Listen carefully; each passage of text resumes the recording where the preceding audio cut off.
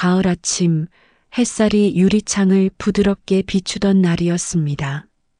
오말수는 낡은 상가 현관 앞에 서 있었지요. 그녀의 손엔 작은 금고 열쇠가 들려 있었습니다. 손끝이 떨렸어요. 이 열쇠 하나에 얼마나 많은 세월이 담겨 있었는지 그녀는 알고 있었습니다. 30년이란 세월이었지요. 하루하루 쌓아온 땀과 눈물이 이 작은 쇠붙이에 담겨 있었습니다. 이제 이건 내 거야. 나도 이제 좀 쉬어야지. 말순의 목소리는 담담했지만 그 속엔 여러 감정이 섞여 있었습니다. 안도감도 있었고 불안함도 있었어요. 과연 잘한 결정일까 하는 의구심도 스쳤습니다. 하지만 이제 나이가 들었으니 젊은 사람에게 맡겨야 한다고 스스로를 다독였지요. 정소희는 놀란 듯 잠시 말이 없었어요. 눈이 커졌습니다. 예상하지 못한 일이었거든요. 감사해요, 어머니. 잘 관리할게요. 그 말 속엔 부담과 다짐이 동시에 담겨 있었습니다. 무거운 책임감이 어깨를 짓눌렀지요. 하지만 소희는 고개를 끄덕였습니다. 어머니의 신뢰에 보답해야 한다고 마음먹었어요. 이 상가를 더 잘 가꾸겠다고, 세입자들을 더 잘 돌보겠다고 다짐했습니다. 지나가던 세입자 박정기가 물었습니다. 그는 20년째 이 상가에서 철물점을 운영하는 사람이었어요. 이제 주인이 바뀌는 거요? 응, 젊은 사람이 해야지. 그 대답은 평범했습니다. 아주 자연스러운 대화였지요. 하지만 그 순간부터 오해의 그림자가 드리워지기 시작했습니다. 박정기의 눈빛이 미묘하게 변했어요. 뭔가 계산하는 듯한 표정이었습니다. 시장 사람들은 금세 입에 올렸어요. 소문은 바람보다 빨랐습니다. 며느리한테 상가 넘겼대. 돈 냄새 맡고 일 버리겠지. 요즘 젊은 사람들이 다 그렇지 뭐. 말수는 그런 소문을 들을 때마다 손끝이 시렸습니다. 왜 사람들은 좋은 쪽으로 생각하지 않는 걸까요? 선의가 의심으로 바뀌는 순간이었습니다. 가슴이 답답했어요. 그저 며느리를 믿고 맡긴 건데 왜 이렇게 나쁘게만 해석하는지 이해할 수 없었습니다. 밤이 되자 상가 불빛 아래에서 누군가 몰래 사진을 찍고 있었습니다. 그 셔터 소리는 작았지만 앞으로 일어날 일들의 신호탄이었지요. 어둠 속에서 스마트폰 화면이 희미하게 빛났습니다. 며칠 뒤 읍내는 들끓었습니다. 며느리가 상가를 장악했다더라. 시어머니 내쫓는다던데? 벌써 세입자들 정리한다던데? 그 말들은 하루 사이에 시장 골목을 돌았어요. 바람보다 빠른 게 소문이라더니 정말 그랬습니다. 진실은 어디론가 사라지고 과장된 이야기만 남았지요. 소희는 장부를 정리하며 중얼거렸습니다. 밤늦게까지 숫자와 씨름하고 있었어요. 세입자 지원금 누락이 많네. 이걸 어떻게 정리하지? 그저 업무를 정리하는 말이었어요. 어머니가 놓친 부분들을 바로잡으려는 거였습니다. 하지만 그 말이 곧 장부 손 뗀다더라로 바뀌어 전해졌습니다. 말이 전해지면서 뜻이 바뀌는 거지요. 횡령 준비한다더라는 말까지 나왔습니다. 오말수는 회관에서 그 소리를 들었습니다. 경로당에 모인 노인들이 수군거렸어요. 말순이 잘못 판단했어. 며느리 믿은 게 화근이지. 내가 준 걸 내가 욕먹는구나. 가슴이 무너지는 기분이었어요. 선의가 이렇게 돌아올 줄은 몰랐습니다. 차라리 아무에게도 주지 말 걸, 그런 생각이 들었지요. 준호는 학교에서도 어머니랑 아내 사이 괜찮아요? 란 말을 들었습니다. 동료 교사들이 조심스럽게 물었어요. 그는 웃었지만 속이 무거웠습니다. 두 사람 사이에서 어떻게 해야 할지 막막했어요. 어머니 편을 들자니 아내가 서운할 것 같고 아내 편을 들자니 어머니가 상처받을 것 같았습니다. 저녁에 소희가 전화를 걸었습니다. 목소리가 피곤해 보였어요. 지붕 교체비가 많이 들어요. 비가 새는 곳이 한두 군데가 아니에요. 그럼 내 허락 없이 바꾸지 말아라. 그 대화는 짧았지만 날카로웠어요. 서로를 찌르는 가시 같았습니다. 전화를 끊은 뒤 두 사람 모두 한숨을 쉬었지요.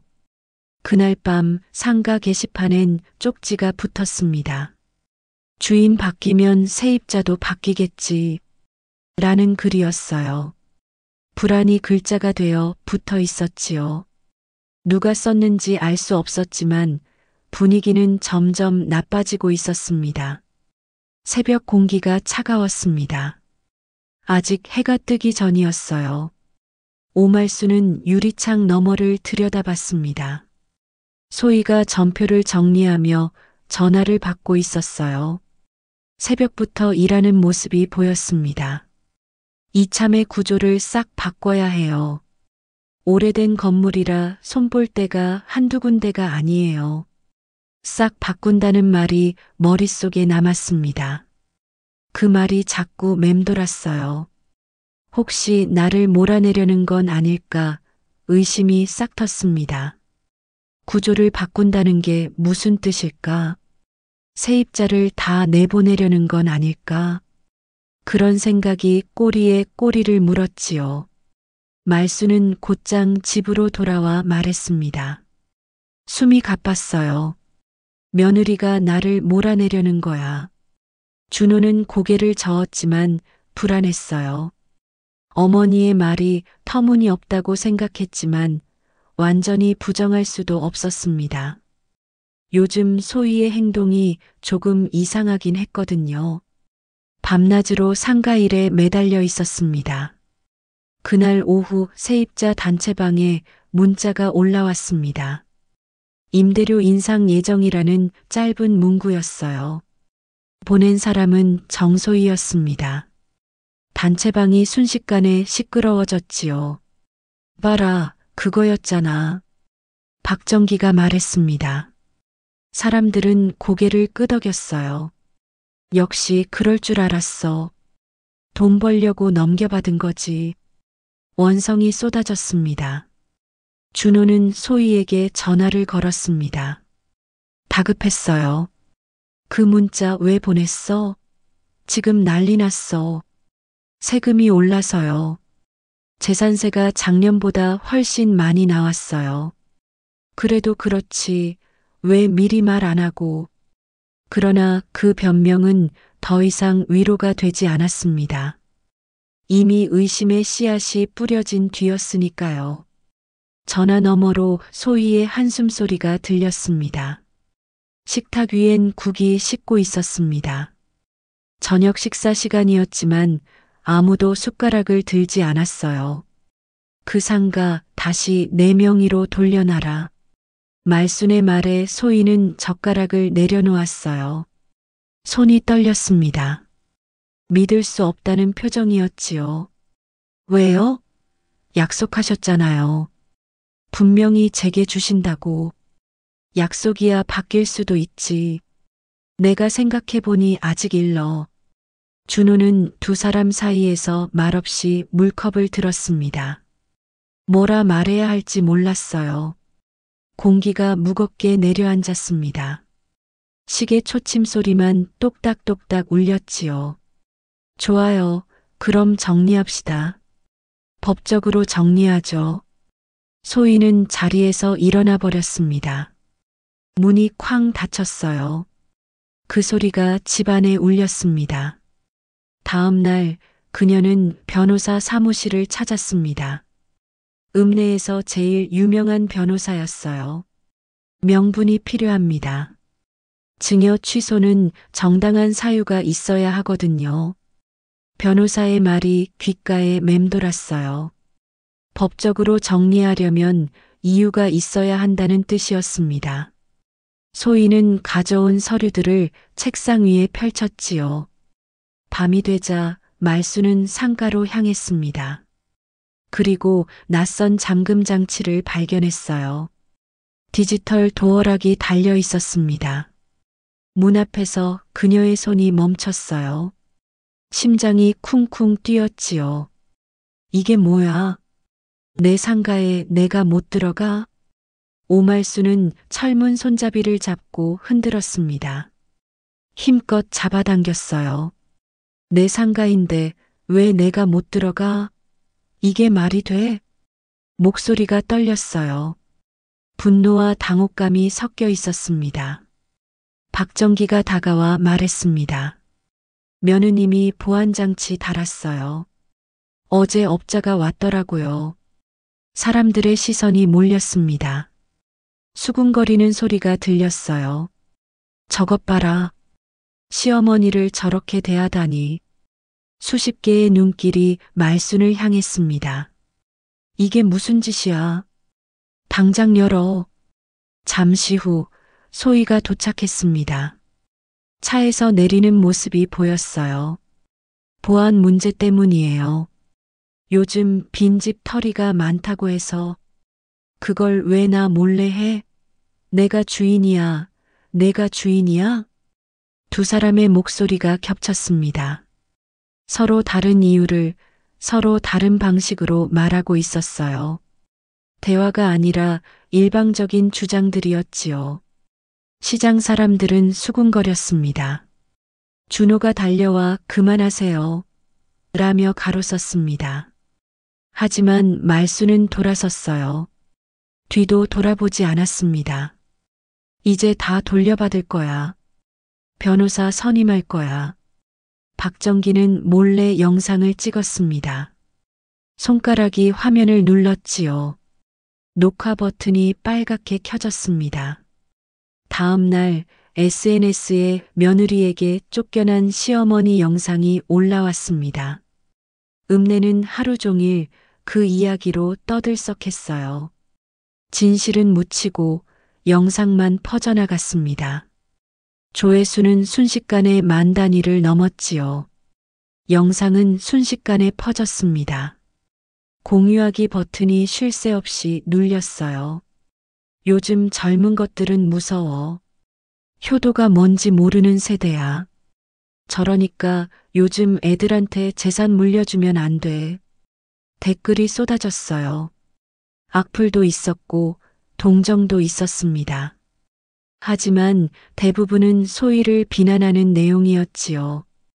오말수는 집 밖을 나가지 않았습니다. 창문 틈으로만 밖을 봤어요. 누군가 자신을 손가락질할까봐 두려웠습니다. 소희는 억울했지만 말할 힘이 없었어요. 해명할수록 더 꼬이는 것 같았지요. 변명하지 말고 인정해. 라는 댓글들이 달렸습니다. 준호는 교무실에서도 눈치를 봤습니다. 동료들이 힐끔힐끔 쳐다봤어요. 어머니 뉴스에 나왔던데 많이 힘드시겠어요. 그는 고개를 숙였어요. 뭐라 대답할 말이 없었습니다. 괜찮습니다. 라고 말했지만 전혀 괜찮지 않았지요. 퇴근 후 상가 고지서를 확인하던 준호는 이상한 점을 발견했습니다. 관리비가 꾸준히 납부되어 있었어요. 단 한 번도 밀린 적이 없었습니다. 전기세, 수도세, 청소비까지 모두 제때 납부되어 있었지요. 보낸 사람은 J, S, H. 그건 정소희의 이니셜이었습니다. 이걸 다 아내가 낸 거였어? 그는 믿기 어려웠어요. 손이 떨렸습니다. 영수증을 하나하나 살펴봤지요. 이제라도 진실을 확인해야 했습니다. 준호는 장부를 뒤졌습니다. 상가 사무실 서랍을 열었어요. 모든 항목엔 꼼꼼한 기록이 있었습니다. 하나하나 정성스럽게 적혀 있었어요. 소희의 필체였지요. 그중 절반은 소희의 개인 계좌에서 나왔습니다. 개인 부담이라고 빨간 펜으로 표시되어 있었어요. 그때 문이 열렸습니다. 왜 몰래 뒤져요? 남의 서류를. 소희가 서 있었습니다. 목소리엔 서운함이 묻어났어요. 눈이 충혈되어 있었습니다. 이걸 어머니께 보여드려야 해요. 당신이 얼마나 애썼는지 말해도 안 믿으실 거예요. 이미 결정하셨잖아요. 소희의 목소리는 지쳐 있었습니다. 이미 여러 번 상처받았으니까요. 더 이상 해명하고 싶지 않았어요. 준호는 장부를 들고 나섰습니다. 밖에는 박정기가 있었어요. 그거 증거되는 거요? 법정에서 쓸 수 있소? 그는 대답하지 않았습니다. 다만 걸음을 재촉했지요. 어머니께 가는 길이었습니다. 다음 날 읍내 게시판엔 글이 올라왔습니다. 진짜 주인은 며느리였다. 라는 제목이었어요. 그 제목 하나로 모든 게 흔들렸습니다. 누군가 진실을 밝힌 거였지요. 읍내가 다시 들끓었습니다. 분위기가 180도 바뀌었어요. 그 며느리 착한 사람이었네. 우리가 오해했어. 우리가 오해했지 뭐. 영상만 보고 판단했으니. 시어머니가 너무했네. 은혜를 원수로 갚았어. 사람들은 손바닥 뒤집듯 말을 바꿨어요. 어제의 비난이 오늘의 찬사가 됐습니다. 소희를 욕하던 사람들이 이제는 말순을 비난했지요. 오말순은 글을 읽고 멍하니 앉아 있었습니다. 스마트폰 화면이 흐릿했어요. 그 아이가 내 돈을 지킨 거였다고? 내 상가를 지킨 거였어? 목소리가 떨렸어요. 가슴이 무너지는 기분이었습니다. 자책감이 밀려왔지요. 준호는 말했습니다. 이제 말씀드려야죠. 직접 사과하셔야 해요. 아니, 창피해서 못하겠다. 어떻게 얼굴을 들고. 말수는 고개를 저었어요. 자존심이 허락하지 않았습니다. 하지만 마음 한구석이 무너지고 있었지요. 소희는 짐을 쌌습니다. 더 이상 여기 있을 이유가 없다고 생각했어요. 옷가지들을 가방에 넣었습니다. 그때 박정기가 찾아왔습니다. 과일 바구니를 들고 있었어요. 며느님 미안하오. 내가 경솔했소. 영상 찍고 올린 것도 정말 죄송하오. 소희는 고개를 숙였습니다. 이젠 괜찮아요. 다 지나가요. 다들 그럴 수 있죠. 시장 사람들도 하나둘 돌아왔습니다. 사과하는 사람도 있었고 그냥 미안한 눈빛만 보내는 사람도 있었어요. 음료수를 놓고 가는 사람도 있었지요. 오말수는 창문 뒤에서 그 모습을 지켜봤습니다. 그녀의 눈가가 젖었지요. 미안함과 부끄러움이 섞인 눈물이었습니다. 내가 뭘 한 거지? 내가 무슨 짓을 한 거야? 밤 상가 불빛 아래 오말순이 혼자 앉아 있었습니다. 장부를 펼치니 잉크 냄새가 스쳤어요. 오래된 종이의 냄새였습니다. 페이지를 넘기며 하나하나 확인했지요. 누가 누구를 의심했을까? 내가 먼저였구나. 그때 문이 열리고 소희가 들어왔습니다. 상가 열쇠를 반납하러 온 거였어요. 어머니? 두 사람은 말없이 마주봤어요. 서로의 눈을 들여다봤습니다. 몇 초간의 침묵이 흘렀지요. 소희가 다가와 장부를 덮었습니다. 이건 그냥 종이에요. 숫자일 뿐이에요. 말수는 떨리는 손으로 그것을 붙잡았어요. 나도 미안하다. 정말, 정말 미안하구나. 목소리가 작았습니다. 하지만 진심이 담겨 있었지요. 눈물이 뺨을 타고 흘렀습니다. 천장에서 물이 떨어졌습니다. 배관이 터졌어요. 낡은 건물이라 그럴 수밖에 없었지요. 두 사람은 서둘러 대피했습니다. 물결 사이로 장부 한 장이 떠올랐어요. 물에 젖어 글자가 번졌습니다. 새벽 물에 젖은 종이 위엔 신뢰 두 글자가 번져 있었습니다. 잉크가 번지면서 그 글자도 흐려졌지요. 마치 사라진 믿음처럼 보였습니다. 이른 아침 상가는 물바다였습니다. 발목까지 차오른 물이었어요. 세입자들이 물건을 꺼냈습니다. 모두 허탈한 표정이었어요. 젖은 물건들을 밖으로 옮겼지요. 이젠 끝인가 봐.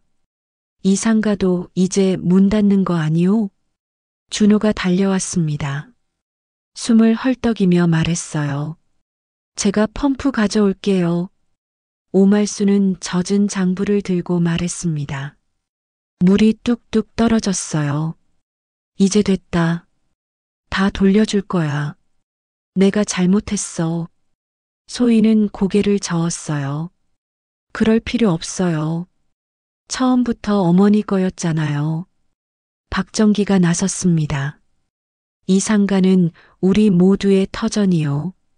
함께 고치면 되지 않겠소? 사람들이 함께 빗자루를 들었어요. 하나씩 둘씩 모여들었습니다. 젊은이들도 노인들도 모두 함께 했지요. 말수는 손을 덜덜 떨었습니다. 내가 괜한 욕심을 냈구나. 의심만 했지. 준호는 어머니의 어깨를 감쌌어요. 말없이 안아주었습니다. 이제 괜찮아요. 젖은 벽에 520억이라 쓰인 전단이 붙어 있었습니다. 그 문구가 허망했어요. 숫자가 무슨 의미가 있을까요? 관계보다 신뢰보다 중요한 게 뭐가 있겠습니까? 며칠 뒤 주민센터 회의실이 북적였습니다. 의자가 모자랄 정도였어요. 소희가 앞에 섰습니다. 사람들의 시선이 모였어요. 긴장된 표정이었지요. 상가 일부를 청년 창업 공간으로 만들면 어떨까요? 젊은 사람들에게 기회를 주는 거예요. 사람들이 웅성거렸습니다. 좋은 생각이라는 반응이었어요. 그거 괜찮은데? 우리 마을도 살아날 수 있겠네. 박정기가 먼저 박수를 쳤습니다. 좋소. 우리도 돕겠소. 공구 교육 같은 것도 할 수 있지 않소? 오말수는 잠시 망설이다가 말했습니다. 내 지분 일부를 내놓겠소. 공동 운영으로 하면 어떻소? 준호는 놀랐어요. 어머니가 이렇게까지 변할 줄은 몰랐습니다. 가슴이 뭉클했지요. 사람들이 환호했습니다. 소희는 미소를 지었어요. 오랜만에 마음이 편안했습니다. 이제야 진짜 돌려받는 기분이에요. 신뢰를 돌려받았어요. 그날 회의는 웃음 속에 끝났습니다. 미림 상가는 다시 살아나기 시작했어요. 희망이 싹트고 있었습니다. 사람들은 서로 어깨를 두드리며 악수를 나눴지요. 몇 달 후 상가에 새 간판이 걸렸습니다. 미림상가 협동공간 모두의 집이라는 글자가 빛났어요. 햇살을 받아 반짝였습니다. 오말수는 사진을 찍으며 웃었습니다. 손자가 옆에서 할머니 웃어요 라고 했어요. 소희는 카페를 열었고 준호는 도왔습니다. 주말마다 와서 손님을 맞았지요. 박정기는 공구 체험 코너를 만들었어요. 아이들에게 망치질, 톱질을 가르쳤습니다. 상가 안은 웃음으로 가득했어요. 아이들 소리, 어른들 웃음소리가 섞였습니다. 커피 내리는 소리, 공구 다루는 소리, 사람들의 발자국 소리가 어우러졌지요. 손자가 물었습니다. 호기심 가득한 눈으로 바라봤어요. 할머니, 이 빌딩 얼마짜리예요? 친구가 520억이라던데 정말이에요? 값으로 못 매기지. 이건 돈으로 살 수 없는 거란다. 소희는 미소 지었어요. 준호는 이제야 우리답네. 라며 어깨를 감쌌습니다. 세 사람이 함께 웃었지요. 그때 우편함에 낯선 봉투 하나가 들어왔습니다. 도시개발 통보서였어요. 모두의 얼굴이 굳었습니다. 이게 뭐야? 소희가 봉투를 열었습니다. 봉투 속엔 서류 한 장이 들어 있었습니다.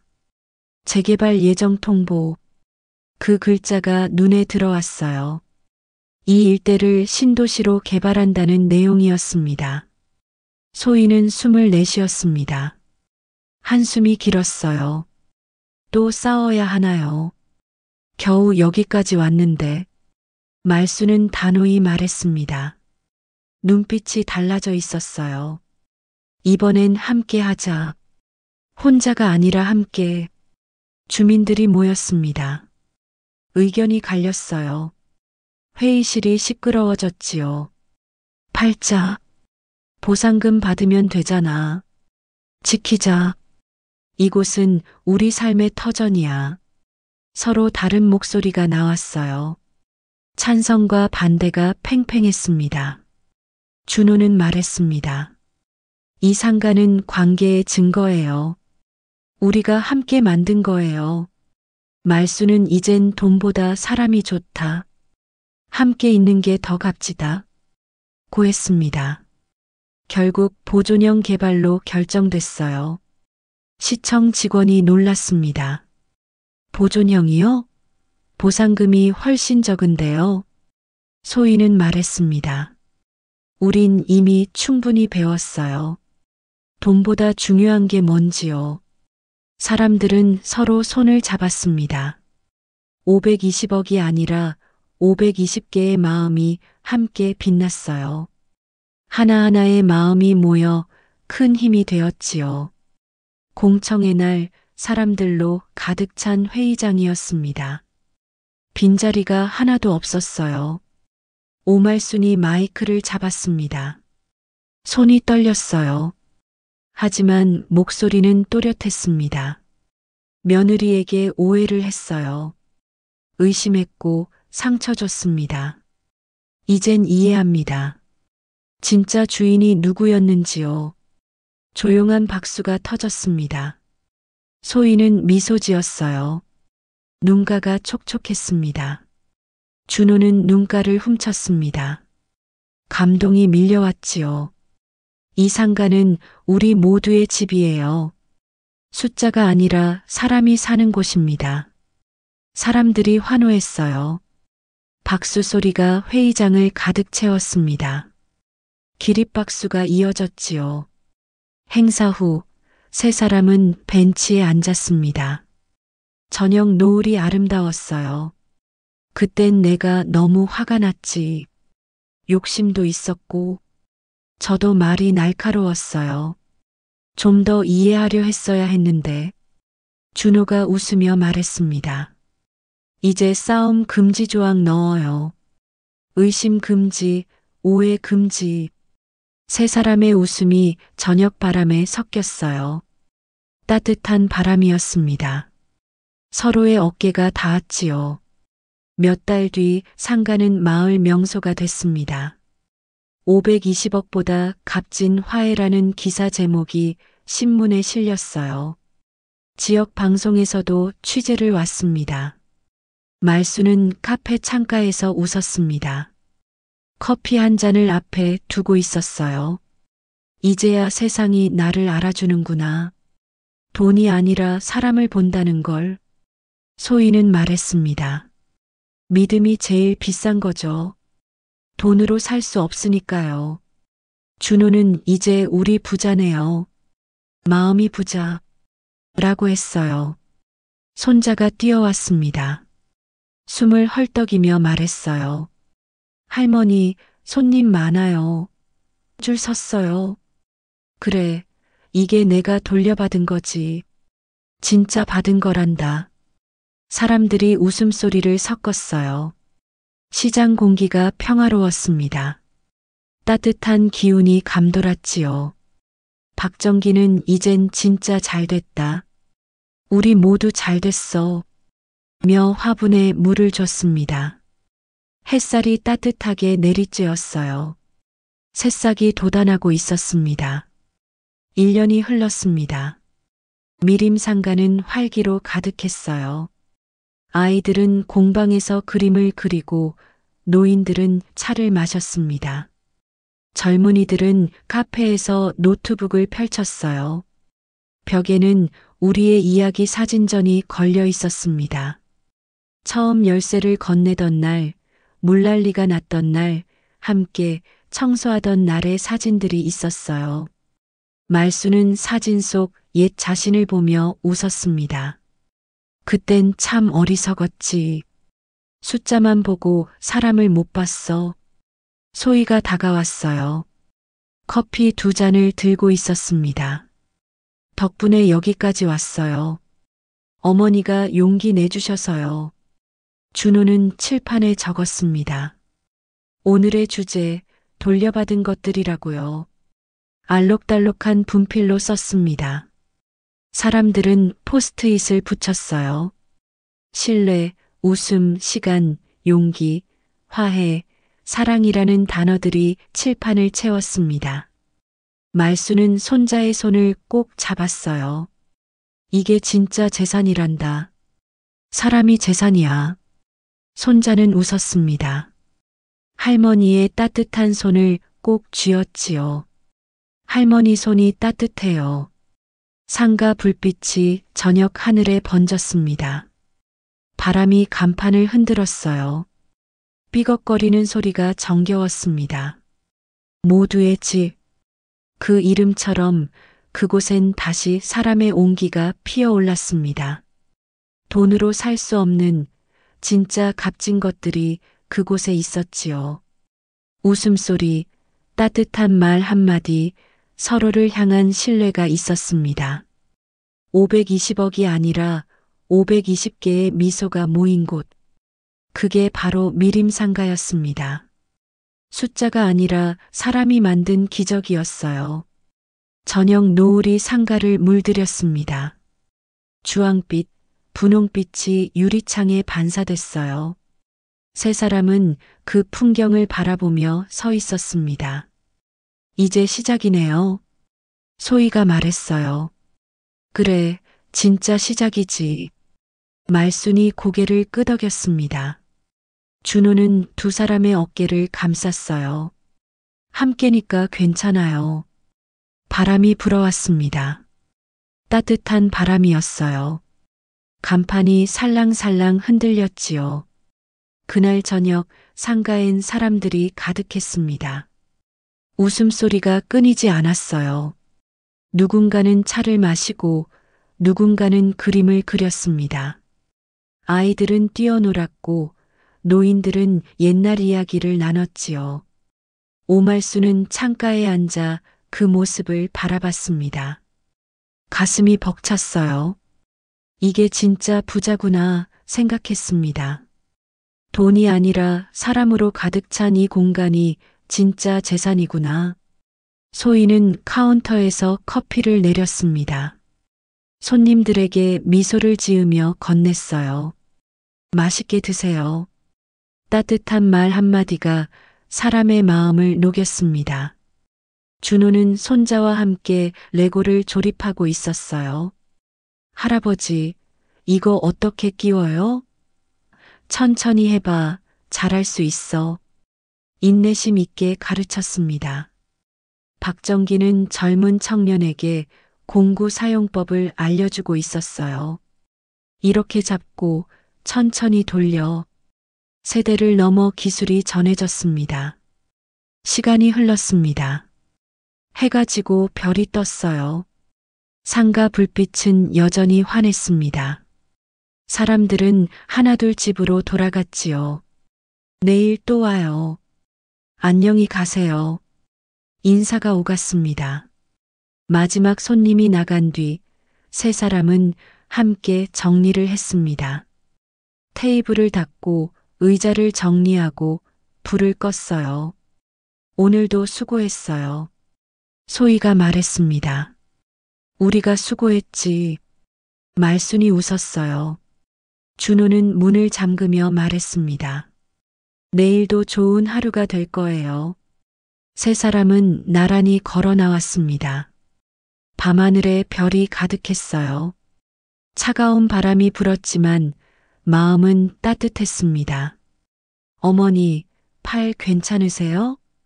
준호가 물었어요. 괜찮아. 며느리 덕분에 건강해졌어. 말순이 웃었습니다. 소희는 말순의 팔을 잡아들였어요.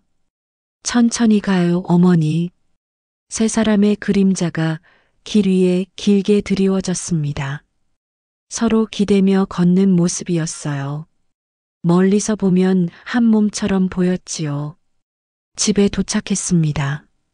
현관등이 켜져 있었어요. 들어가세요, 어머니. 내일 봐요.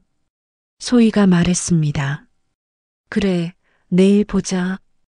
꿈꾸고. 말순이 손을 흔들었어요. 준호는 두 사람을 번갈아 보며 웃었습니다. 오늘 정말 좋은 하루였어요. 문이 닫혔습니다. 각자의 집으로 돌아갔어요. 하지만 마음은 여전히 연결되어 있었습니다. 말순은 침대에 누워 천장을 바라봤습니다. 오늘 하루가 주마등처럼 스쳐 지나갔어요. 웃음, 대화, 따뜻한 손길들이 떠올랐습니다. 참 잘했어. 내가 정말 잘했어. 스스로를 토닥였지요. 소희는 일기를 썼습니다. 오늘은 참 행복한 하루였다. 어머니와 함께 웃었다. 이게 진짜 가족이구나. 펜을 내려놓으며 미소 지었어요. 준호는 창밖을 바라봤습니다. 저 멀리 상가 불빛이 희미하게 보였어요. 우리가 만든 기적이야. 가슴이 뿌듯했습니다. 그렇게 하루가 저물었습니다. 미림 상가의 이야기는 계속됐어요. 날마다 새로운 사람들이 찾아왔고 새로운 이야기가 만들어졌습니다. 누군가는 위로를 받았고 누군가는 희망을 얻었어요. 누군가는 친구를 만났고 누군가는 꿈을 찾았습니다. 520억짜리 빌딩이 아니라 무한대의 가치를 지닌 공간이 된 거예요. 돈으로 살 수 없는 것들이 그곳에 가득했습니다. 신뢰, 용서, 화해, 사랑, 희망, 웃음, 눈물, 기쁨, 위로, 연대. 이 모든 것들이 미림상가에 있었어요. 사람의 온기가 있었고 삶의 이야기가 있었습니다. 오말수는 이제 알았습니다. 진짜 돌려받은 게 뭔지요. 상가가 아니라 관계를, 신뢰를, 사랑을 돌려받은 거였어요. 잃어버렸던 마음을 되찾은 겁니다. 정소희도 깨달았습니다. 증명하려 애쓸 필요가 없다는 걸요.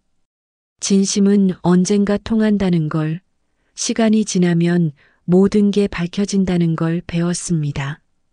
준호는 이해했습니다. 가족이란 완벽할 필요가 없다는 걸요. 실수하고 오해하고 다투기도 하지만 결국 서로를 향해 다시 손 내밀 수 있다면 그게 가족이라는 걸요. 그들의 이야기는 많은 사람에게 전해졌습니다. 신문에 실렸고 방송에 나왔어요. 하지만 정작 중요한 건 숫자가 아니었습니다. 얼마나 많은 사람이 봤느냐가 아니라 얼마나 많은 마음이 움직였느냐였어요. 누군가는 이 이야기를 듣고 가족에게 전화를 걸었습니다. 누군가는 오래된 오해를 풀었어요. 누군가는 용기를 내어 사과했습니다. 누군가는 용서했지요.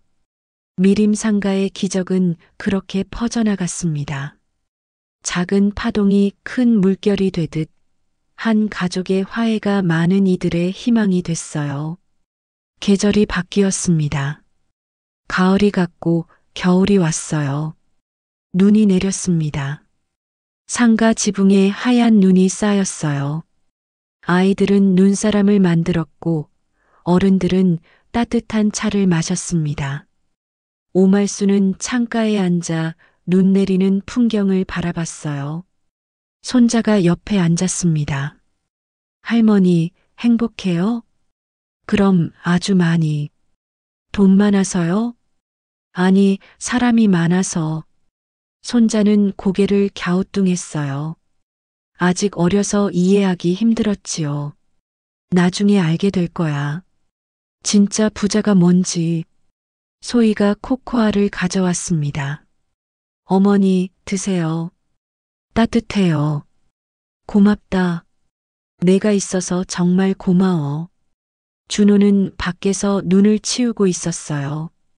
땀을 흘리며 삽질을 했지요. 힘들었지만 마음은 가벼웠습니다. 저녁이 됐습니다. 가족이 모여 밥을 먹었어요. 김치찌개와 밥, 그리고 따뜻한 국이 있었습니다. 잘 먹겠습니다. 함께 인사했어요. 식사 중에 웃음이 끊이지 않았습니다. 소소한 이야기들을 나눴어요. 오늘 이런 일이 있었어. 손님이 이렇게 말하더라. 평범한 대화들이었지요. 하지만 그 평범함이 소중했습니다. 당연한 게 당연하지 않다는 걸 함께 있는 시간이 얼마나 귀한지 알게 됐으니까요. 식사 후 설거지를 함께 했습니다. 말순이 닦고 소희가 헹구고 준호가 정리했어요. 손발이 척척 맞았습니다. 우리 팀워크 좋네요. 준호가 웃었어요. 연습을 많이 했잖아. 소희가 장난스럽게 말했습니다. 그래, 우린 이제 한 팀이야. 말순이 고개를 끄덕였어요. 밤이 깊었습니다. 눈은 계속 내렸어요. 세 사람은 거실에 모여 앉았습니다. TV를 보는 게 아니라 그냥 함께 있었어요. 말이 없어도 편안했습니다. 내년엔 뭐 하고 싶어? 준호가 물었어요. 상가에 도서관 코너 만들면 어떨까? 소희가 제안했습니다. 좋지. 아이들이 책 읽을 곳이 필요해. 말순이 찬성했어요. 계획을 세웠습니다. 꿈을 이야기했어요. 미래를 그렸지요. 함께할 내일이 있다는 게 행복했습니다. 시계가 12시를 가리켰습니다. 하루가 끝나고 새 하루가 시작됐어요. 이제 자야겠다. 말순이 일어났습니다. 푹 주무세요, 어머니. 소희가 말했어요. 내일 봐요. 준호가 손을 흔들었습니다. 각자의 방으로 들어갔습니다. 불이 하나씩 꺼졌어요. 고요한 밤이었습니다. 눈만 소리 없이 내렸지요. 미림상가도 잠들었습니다. 내일을 기다리며 쉬고 있었어요. 하지만 그곳의 이야기는 멈추지 않았습니다. 사람들의 마음속에서 계속 살아 숨쉬었어요. 누군가의 희망이 되고, 누군가의 위로가 되고, 누군가의 용기가 됐습니다. 520억보다 값진 이야기.